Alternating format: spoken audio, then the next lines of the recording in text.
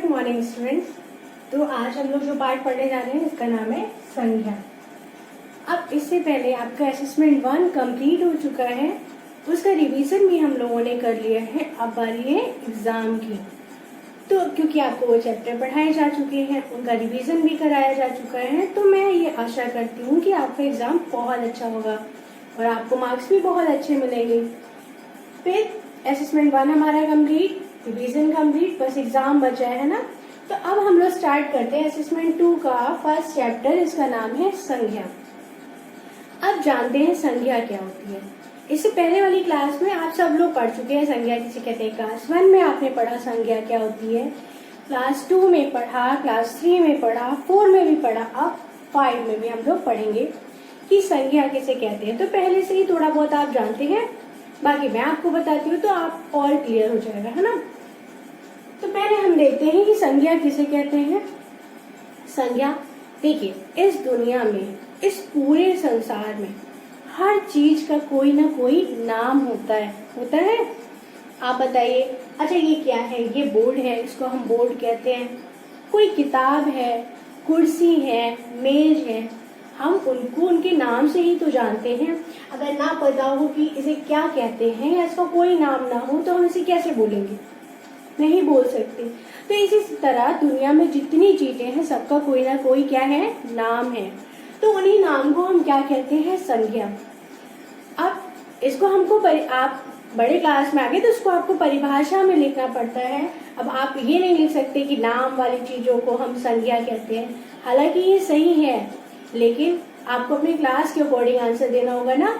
तो देखिए, संज्ञा की परिभाषा वैसे तो ये है कि इस दुनिया में जितनी भी चीजें हैं, ये आपकी समझने के लिए मैं बता दूं, उनका हर चीज का कुछ ना कुछ नाम है। चाहे वो व्यक्ति हो, चाहे वो वस्तु हो, चाहे वो प्राणी हो, चाहे वो कोई स्थान हो, कोई जगह हो, कोई चीज हो, कोई कीड़े मकोड़े हो, कुछ भी हो, सबका कुछ ना कुछ क्या होता है, नाम होता है। तो उन्हीं नामों को हम क्या कहते हैं, संज्ञा। अब देखिए, जब उसकी परिभाषा लिखते हैं तो इसी चीज को हमने लिखा है ना, लेकिन बस उसको फॉर्म करके लिखा है ताकि वो देखने में अच्छी लगे, परिभाषा लगे आपकी क्लास के अकॉर्डिंग। तो देखिए, उसकी परिभाषा है क्या, किसी व्यक्ति, वस्तु, स्थान, प्राणी और भाव के नाम को हम संज्ञा कहते हैं। क्या कहते हैं, संज्ञा कहते हैं। अभी मैंने आपको बताया कि इस दुनिया में जितनी भी चीजें हैं सबका कोई ना कोई नाम होता है और इन्हें हम क्या कहते हैं, संज्ञा कहते हैं। अब परिभाषा में देखिए क्या दिया है, व्यक्ति हो, वस्तु हो, स्थान हो, प्राणी हो, भाव हो, कुछ भी हो, इनके नाम को हम क्या कहते हैं, संज्ञा कहते हैं।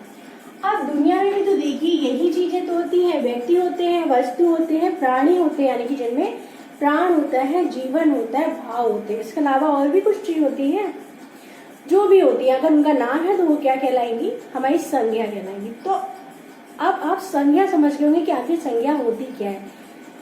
हर वो चीज जिसका कोई नाम होता है वो क्या कहलाती है, हमारी संज्ञा कहलाती है।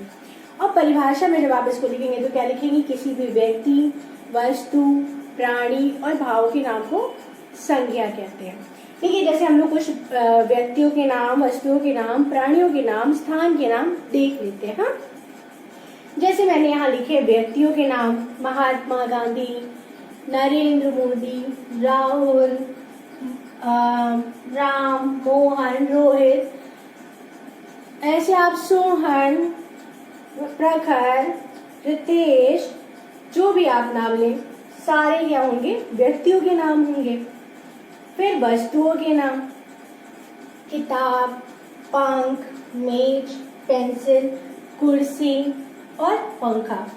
वस्तु आप जानते हैं जो निर्जीव चीजें होती हैं वो हमारी वस्तुओं में आती है। ऐसी कोई भी चीज हो जो हमारी वस्तुओं में आएंगी, उनके नाम होंगे, वो भी हमारी क्या होंगी, संज्ञा होंगी।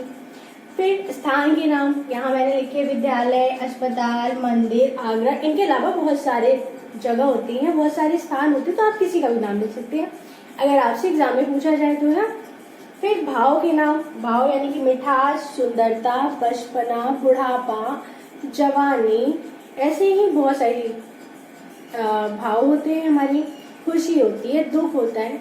देखिए, भाव क्या होता है, भाव को हम फील कर सकते हैं, हम महसूस कर सकते हैं, उसे हम देख नहीं सकते हैं। जैसे कि देखिए, आप जलेबी लेकर आए बाजार से, मार्केट से, जलेबी क्या जलेबी मीठी होती है आपको पता है, उसमें मिठास होती है, लेकिन क्या उसकी मिठास को आप देख सकते हैं? नहीं देख सकते ना, उसको हम महसूस कर सकते हैं। जब आप उसको खाएंगे तो आप बोलेंगे हाँ बहुत मीठी है, लेकिन वो मीठी है ये दिखाई देगी? नहीं दिखाई देगी। अब मिर्च कड़वी है, आपने खाया तब आपको पता चला ना, जब आपने उसे महसूस करा। अब आप मिर्च को देख के तो उसकी कड़वाहट को नहीं देख पा रहे हैं, तो ये वो चीज है। अब जैसे कि सुंदरता ही है, आप इसे महसूस कर रहे हैं, तो ये भाव वो चीज होती है जिन्हें हम महसूस करते हैं, जिन्हें हम फील करते हैं। व्यक्ति तो आप जानते ही हैं, वस्तु भी आप जानते हैं, स्थान भी आप जानते हैं। भाव में हो सकता है कंफ्यूजन हो, इसीलिए मैंने आपको बताया भाव वो होता है जिसे हम फील करते हैं, महसूस करते हैं, इसे हम छू नहीं सकते, इसे हम देख नहीं सकते। तो क्या हुई परिभाषा पहले इसकी संज्ञा की कि किसी भी व्यक्ति, वस्तु, प्राणी और भाव के नाम को हम संज्ञा कहते हैं। जैसे व्यक्ति के नाम आपने पढ़े ही अभी, महात्मा गांधी, राहुल, नरेंद्र मोदी, रोहन, सोहन, प्रखर, रितेश, जितने नाम हैं व्यक्तियों के नाम में तो किसी के भी ले सकते हैं हम, है ना। तलहा, आप भी हो, आप लोग के सबके नाम हैं, हाँ। अभिनव, अभिज्ञान, सब, तो वो सब किस में आएंगे? व्यक्तियों के नाम। अब सृष्टि, सारे बच्चे आप सब हैं, आप अपने अपने नाम देख लीजिए, तो वो सब क्या होंगे? व्यक्तियों के नाम। वस्तुओं के नाम किताब, पेंसिल, मेज, रबड़, पंखा, ये सारी चीज। स्थान के नाम विद्यालय, अस्पताल, आगरा, कानपुर, ये सारी चीज। भाव के नाम बुढ़ापा, बचपना, मिठास, कड़वाहट, ये सारी चीज हो गई भाव। फिर उसके बाद अब ये क्या होगी? हमारी संज्ञा हो गई। अब आप समझ गए होंगे कि संज्ञा किसे कहते हैं। फिर उसके बाद हम देखते हैं कि संज्ञा के भेद कितने होते हैं, यानी कि संज्ञा के प्रकार कितने होते हैं। देखिए, इससे पहले आप जब क्लासेस में थे, छोटी क्लासेस में, तब आपको पढ़ाया जाता था कि संज्ञा के कितने भेद होते हैं? संज्ञा के 3 भेद होते हैं। लेकिन अब क्या होगा? क्लास 5 में जब आप पढ़ेंगे तो संज्ञा के भेद बढ़ा दिए गए हैं। कितने हो गए हैं संज्ञा के भेद? तो संज्ञा के भेद यहाँ पर आप पढ़ेंगे 5। संज्ञा के भेद, भेद यानी कि प्रकार। तो संज्ञा के कितने भेद होते हैं? संज्ञा के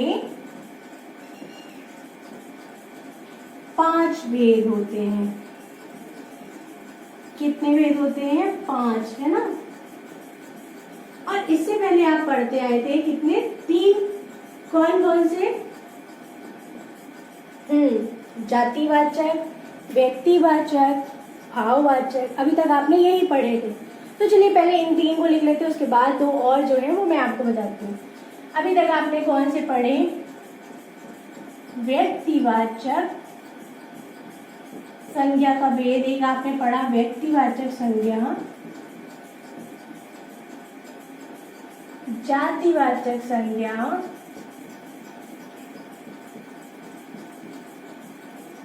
और भाववाचक संज्ञा। ये 3 तो सबको ही आते होंगे, मुझे पता है, और सब जानते भी होंगे, है ना। लेकिन अब आपके 2 भेद और बढ़ गए हैं संज्ञा में। कौन कौन से? समूहवाचक संज्ञा और द्रव्यवाचक संज्ञा। एक कौन सा है? समूहवाचक संज्ञा और द्रव्यवाचक संज्ञा। हाँ,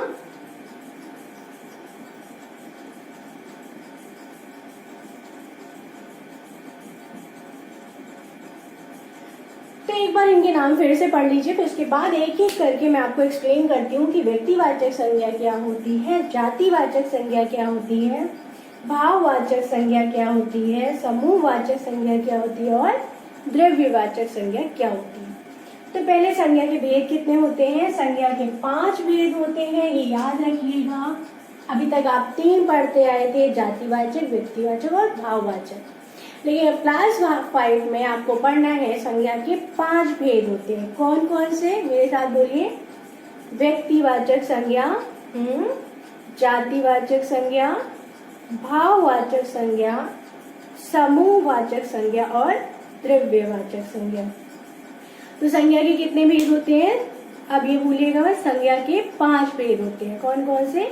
जातिवाचक, व्यक्तिवाचक, भाववाचक, ये तो 3 पहले से ही आते थे आपको, 2 और ऐड किए हैं, समूहवाचक और द्रव्यवाचक। हाँ, अब हम जानते हैं पहले व्यक्तिवाचक के बारे में, फिर जानेंगे जातिवाचक के बारे में, फिर जानेंगे भाववाचक के बारे में, फिर जानेंगे समूहवाचक के बारे में और फिर जानेंगे द्रव्यवाचक के बारे में। तो पहले एक बार जितना आप पढ़ चुके हैं उसको रिवाइज कर लीजिए फिर से, ताकि आप भूलें ना। फिर हम लोग उसको स्टार्ट करते हैं 1 बाय 1।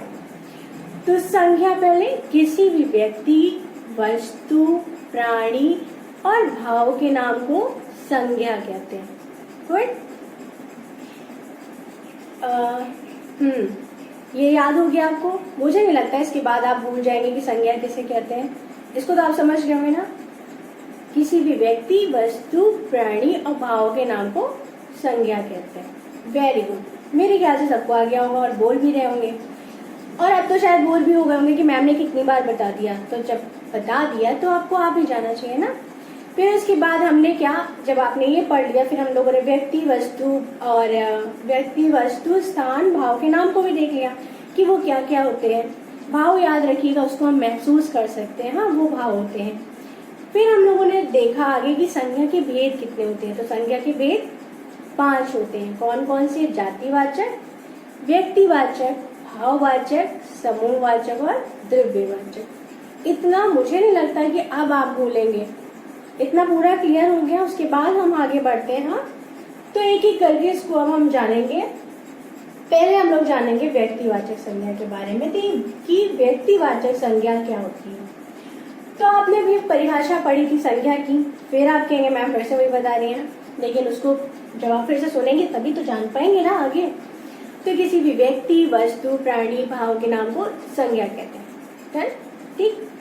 अब व्यक्तिवाचक संज्ञा, तो जो आपने संज्ञा की परिभाषा पढ़ी है, यकीन मैंने बताई आपको, उसी में आपको जोड़ देना है किसी भी विशेष व्यक्ति, विशेष स्थान और किसी भी विशेष व्यक्ति, स्थान, प्राणी, भाव के नाम को संज्ञा कहते हैं। सेम वही परिभाषा रहेगी, बस इसमें क्या लग जाएगा? विशेष। हाँ, तो मैंने क्या बताया आपको कि इसमें केवल क्या लग जाएगा? विशेष लग जाएगा। हाँ, जो आपने संज्ञा की परिभाषा पढ़ी कि किसी भी व्यक्ति, वस्तु, स्थान, प्राणी, भाव के नाम को संज्ञा कहते हैं, इतना तो आपको याद ही हो गया। व्यक्तिवाचक संज्ञा में क्या होता है? किसी भी विशेष व्यक्ति, वस्तु या स्थान के नाम को नाम का बोध होता है, वो हमारा व्यक्तिवाचक संज्ञा कहलाता है। जातिवाचक में क्या होता है कि वो शब्द जो हमें किसी व्यक्ति, वस्तु या स्थान की पूरी जाति का बोध कराते हैं, वो हमारे कहलाते हैं जातिवाचक। भाववाचक संज्ञा में क्या होता है? जो शब्द किसी भी प्राणी, वस्तु, गुण, दोष, इन सब चीजों का बोध कराता है, वो हमारा कहलाता है भाववाचक। समूहवाचक संज्ञा में क्या होता है? वो शब्द जो हमें किसी समूह का बोध कराते हैं, वो कहलाते हैं समूहवाचक। द्रव्यवाचक में क्या होता है कि वो शब्द जो हमें किसी धातु का बोध, धातु, पदार्थ, द्रव्य, इनका बोध कराते हैं, वो हमारे कहलाते हैं द्रव्यवाचक संज्ञा। व्यक्तिवाचक जो विशेष व्यक्ति, वस्तु, स्थान का बोध कराए। जातिवाचक वो शब्द जो किसी जाति का बोध कराए। हाँ, किसी संपूर्ण जाति का बोध कराए।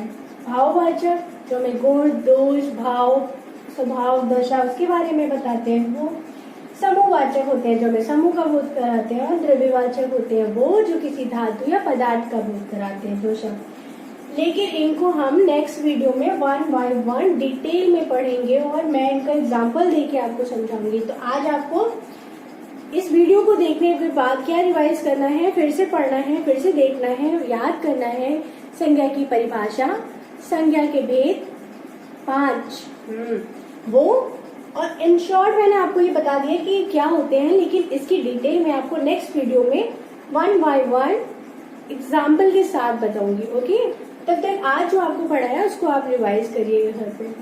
ओके।